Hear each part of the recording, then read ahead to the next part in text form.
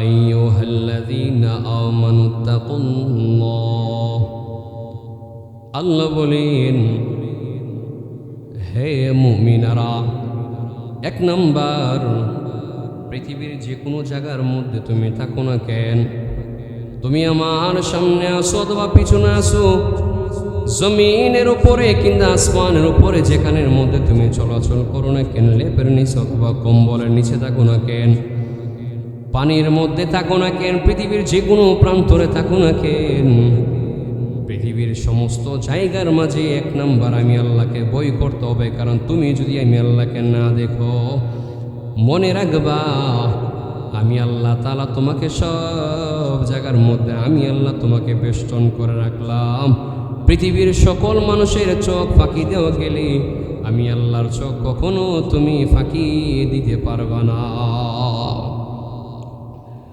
আল্লাহ পাক রব্বুল আলামিন বলেন, আমি আল্লাহকে ভয় কর হাক্ক তুকাতিহ।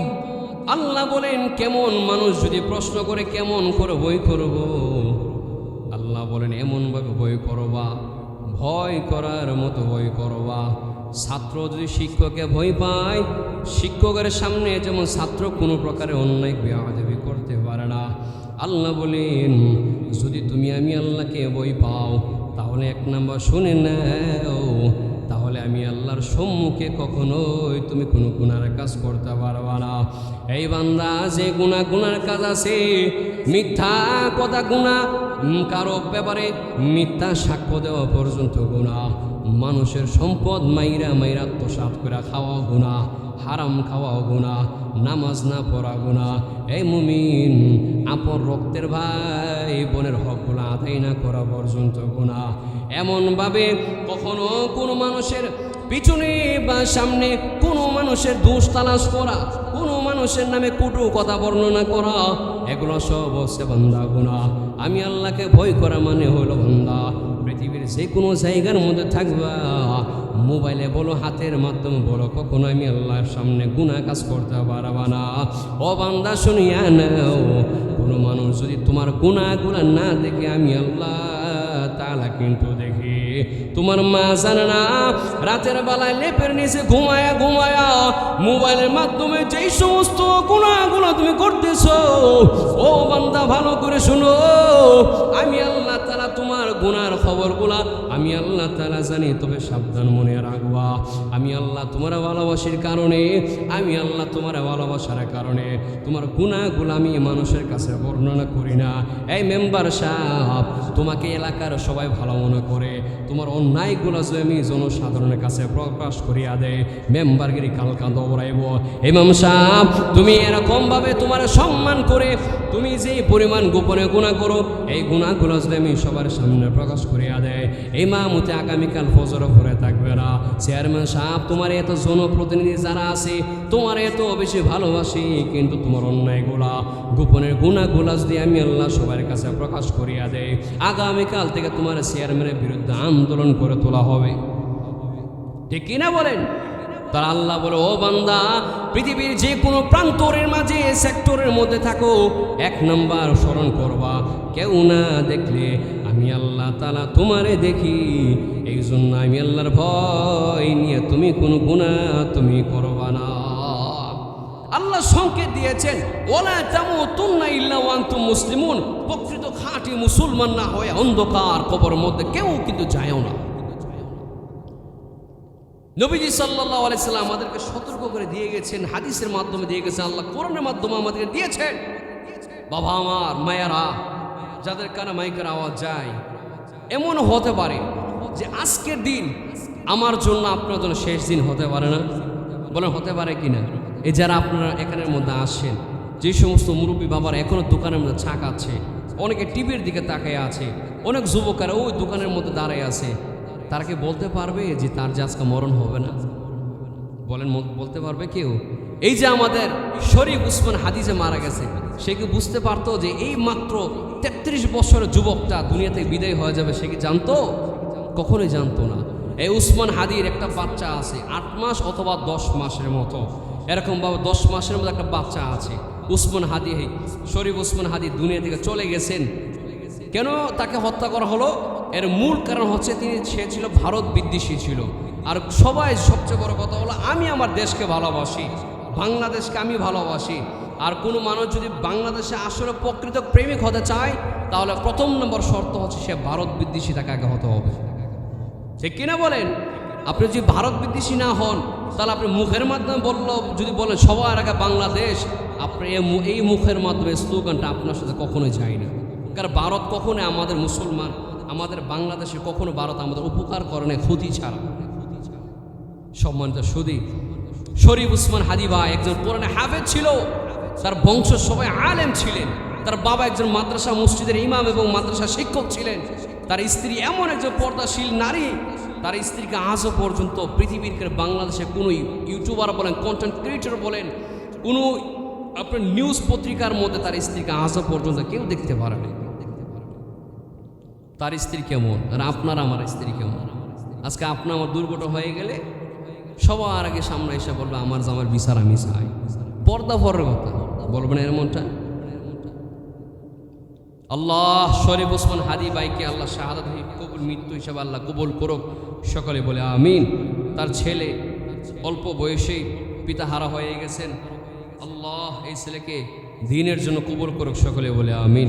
সম্মানিত সুধী, বলেছিলাম যে আমাদের আল্লাহ বলছেন কবরের মধ্যে যেতে হবে। এই কবরের মধ্যে সাধারণ কোনো গর্ত নয়, সারা পৃথিবীর যে কোনো জায়গার মধ্যে খবর নিয়ে গেল অন্ধকার কবর। এই মাটির নিচে যে 3-3.5 হাত কবর আছে, এই কবরের ভিতর কি কে কোনো খবর নিতে পারে? আমার বাবাটা কেমন আছে কবরে, আমার মা কেমন আছে কবরে, আজও পর্যন্ত কেউ খবর নিতে পারছে? কেউ পারে না। সম্মানিত সুধী, এই জন্য কবর আমাদেরকে যেতে হবে, ঠিক কিনা? কবর পথে যাত্রী তুমি, কয়দিন থাকবা দুনিয়া,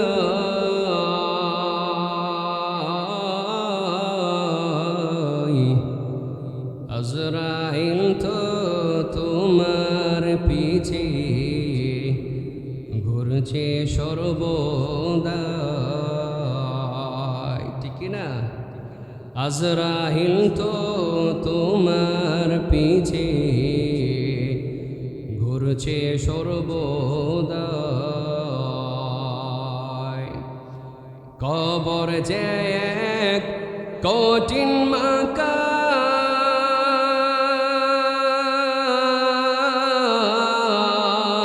পরবে দরা পাপী তামাম, কবর যে এক কঠিন মাকান,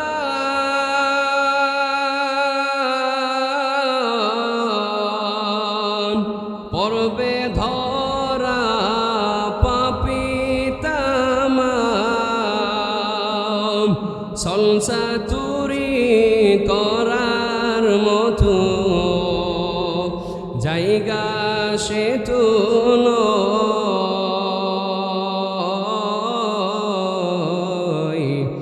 আজরাইল তো তোমার পিছে ঘুরছে সর্বদা, ঠিক কিনা? আজরাইল আমার এবং আপনার পিছনে সবসময় লেগে আছে। কখন যে আমাকে আপনাকে নিয়ে যায় আমরা কেউ তো জানি না। আমার সমবয়সী অনেক যুবক কবরের মধ্যে ঘুমায় আছে, এখনো পর্যন্ত যদি কোনো যুবক টের না পায়, তাহলে তার মতো কত অন্ধকার কবরের মধ্যে অনেক যুবক তো অন্ধকার কবরের মধ্যে ঘুমায় আছে। সম্মানিত সুধী, আম্মা জান আয়েশা সিদ্দিকা রাদিয়াল্লাহু তাআলা আনহার কাছে একজন ইহুদি ভিক্ষুক আইসা আম্মা জানকে বলে যে আমাকে কিছু তুমি সাহায্য দাও, যদি তুমি আমাকে সাহায্য দাও আল্লাহ তোমাকে দাজ্জালের ফিতনা থেকে, কবর আযাব থেকে আল্লাহ তোমাকে হেফাজত করবে। ভিক্ষুক চলে গেলেন।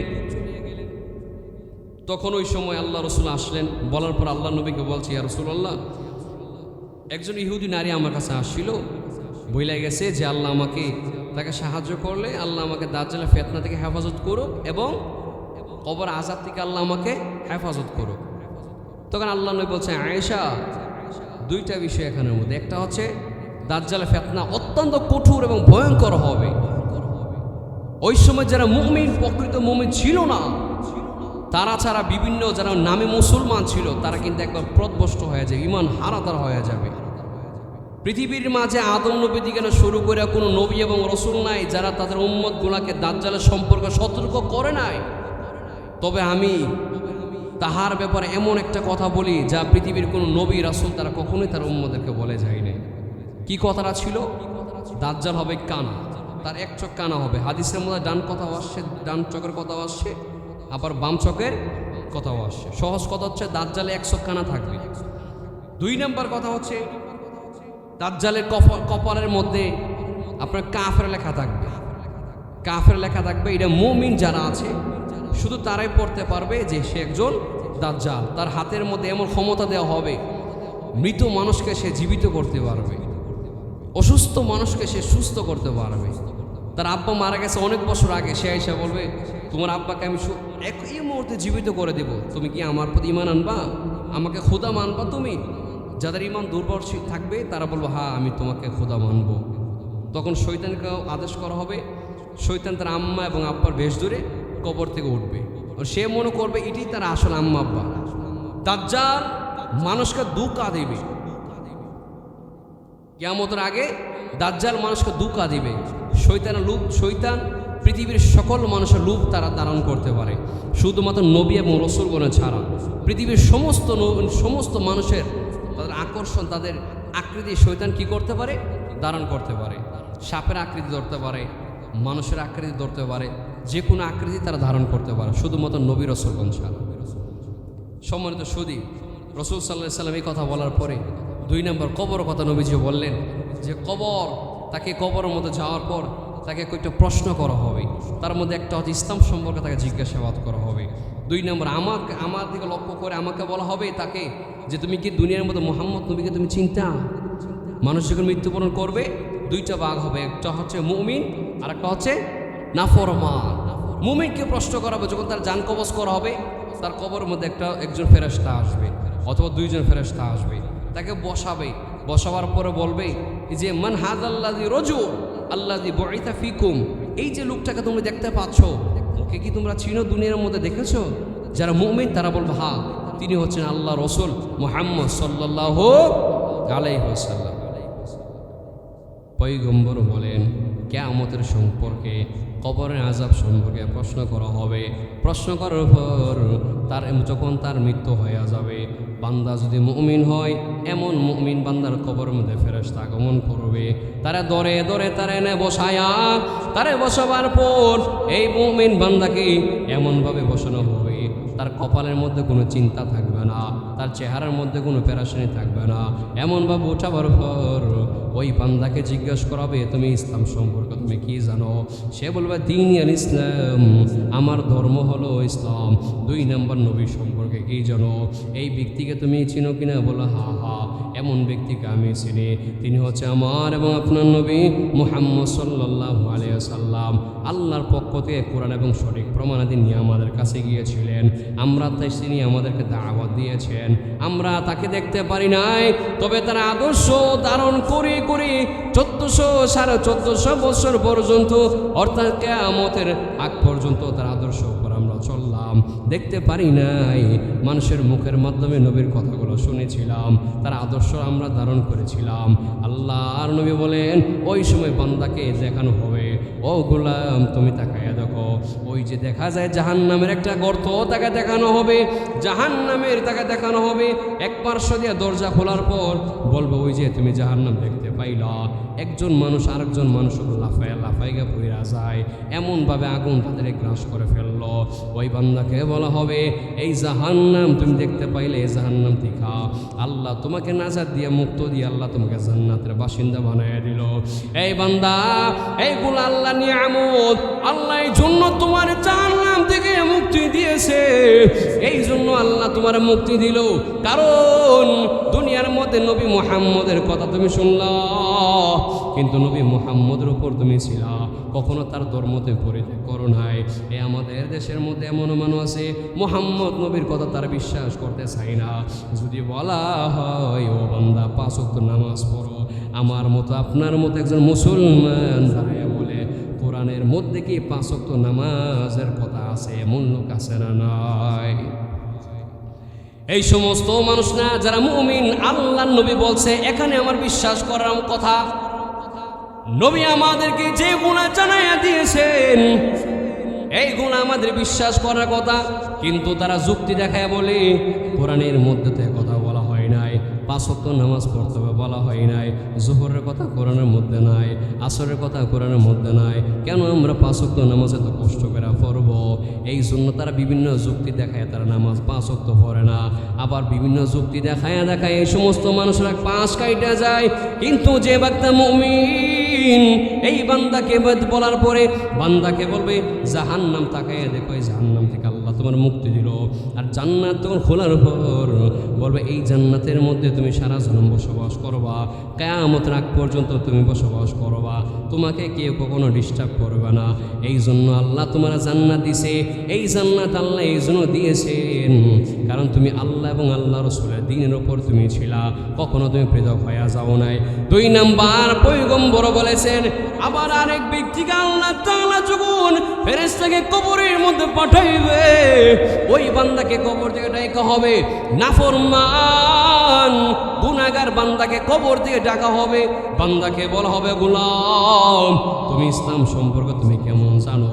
ওই বান্দা ইসলামের সাথে তার সম্পর্ক ছিল না, ওই বান্দা কোরআনের সাথে তার সম্পর্ক ছিল না, বলবে আমি ইসলাম সম্পর্কে আমি জানি না, আমি এখন পর্যন্ত কিছু আমি বলতে পারি না।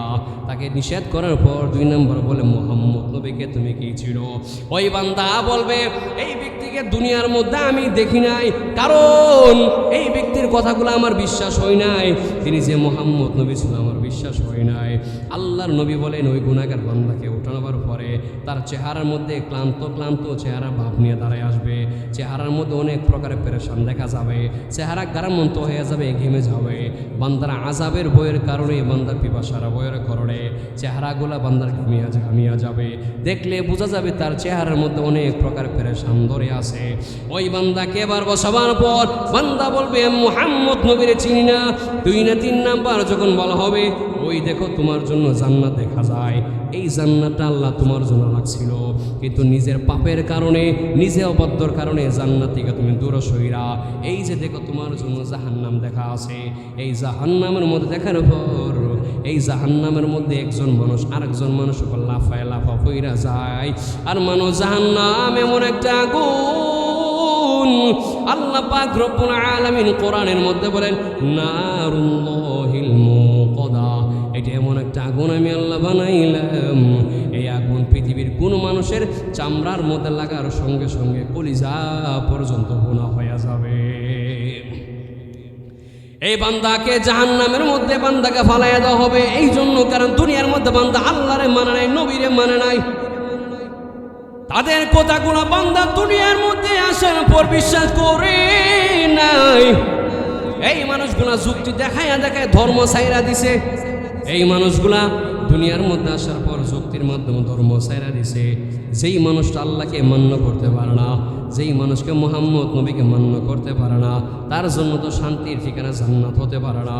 যেই বান্দা এই প্রচণ্ড শীতের মধ্যে কোনো অনেক মানুষ কম্বলের নিচে ঘুমায় আছে, ও বাবা তাকায় দেখেন সিটির দোকানে অনেক মানুষ ঘুমায় আছে, রাত 10টা বাইজা যাবে, বান্দা সিটির দোকানে বসে বসে, এই বান্দা মুরব্বী মানুষ অনেক সাদা দাড়িওয়ালা আছে, সিটির দোকানে বসে টিভি আর খবর নিয়ে ব্যস্ত আছে। আল্লাহর বান্দা এখনো নামাজের কোনো খবর নাই, মৃত্যুবরণ যে করবে আল্লাহর বান্দার কোনো টেনশন নাই, এমন লোক আমাদের আছে না নাই? এর নবীর উম্মতের দল, এই যে আপনারা এখানের মধ্যে ওয়াজের মধ্যে আসলেন, আপনাদের ভিতরে কোরআনের মুহাব্বত আছে, আপনাদের ভিতরে নবীর মুহাব্বত আছে। আল্লাহ যদি আপনাদেরকে জান্নাত না দেয় তাহলে বলেন কাদেরকে আল্লাহ জান্নাত দিবে? আমরা তো ইনশাল্লাহ আমরা আশাবাদী, আমরা তো জান্নাত প্রাপ্ত, কারণ আমাদের ভিতরে নবী মুহাম্মদের ভালোবাসা আছে বিদায় কিন্তু আজকে আমরা ওয়াজের ময়দানে আমরা আসতে পারছি। কথা বলেন ঠিক কিনা? সম্মানিত সুদী, মুহাম্মদ সাল্লাল্লাহু আলাইহি ওয়াসাল্লাম বলছেন মানুষ গুনাহ, এই গুনাহগার আর নেককার বান্দার মাঝে তফাৎ হবে এটাই, বান্দার গুনাহ করলে বান্দার মধ্যে অশান্তি লাগবে, গুনাহ করে ফেললাম, কখন আমি আল্লাহর কাছে তওবা করব। গুনাহ করে ফেললে পেরেশানিতে পড়ে যাবে, হায় যদি আমি এই মুহূর্তে মরে যাই, হায় আমি যদি এই মুহূর্তে দুনিয়া থেকে চলে যাই, আল্লাহর সম্মুখে আমি কেমনি গিয়ে জবানের মাধ্যমে কেমনি গিয়ে আমি আল্লাহর সামনে মুখটাকে আমি দেখাবো। মুমিন আল্লাহর কাছে অনেক দামি মানুষ। এজন্য আমার বাবারা, আমার ভাইয়েরা, এই যে আমি বলেছিলাম যে ওমরের সন্তান আব্দুল্লাহ ইবনে ওমর, তিনি তাদের অভ্যাস ছিল শীতের মৌসুম যখন আগমন করে তখন তারা বলতেন আহলান সাহলান। এই জন্য বলতেন গরমের সময় রাত থাকে ছোটো না বড়, গরমের সময় রাত কিন্তু ছোটো থাকে, দিন থাকে বিশাল বড়, আর রাতের শীতের মৌসুমে দিন থাকে ছোটো আর রাত থাকে বিশাল বড়। আর এই জন্য আহলান সাহলান বলতেন, কারণ যে এই রাতের বেলায় শীতের মৌসুমে মানুষ বেশি আমল করতে পারবে, এই জন্য মানুষ রাতের বেলায় তারা কোরআন তেলাওয়াত সাহাবায়ে কেরাম করতে পারতেন না, সালাত পড়তে পারতেন, আল্লাহর জিকির আজকার নামাজ রোজা তারা সব কিছু, তাহাজ্জুদের নামাজ বলেন কোরআন তেলাওয়াত সব কিছু তারা রাতের বেলা করতে পারতেন। রাত ছিল বড়, মানুষের রাতে ব্যস্ততা থাকে না, দিনের মধ্যে মানুষের যে পরিমাণ ব্যস্ততা হয় রাতের বেলা এরকম মানুষ ব্যস্ত থাকে না, রাতে মানুষ অবসর থাকে। এই জন্য আল্লাহ পাক রব্বুল আলামিন রাত 12টার পর আল্লাহ পাক প্রথম আসমানে আইসা মানুষকে ডাকে, বান্দা আয়। সবাই তো ঘুমায় গেল, পশু পাখি ঘুমায় গেছে, আর কত ঘুমাবি, বয়স তো তোর কম হয় নাই রেগুলা।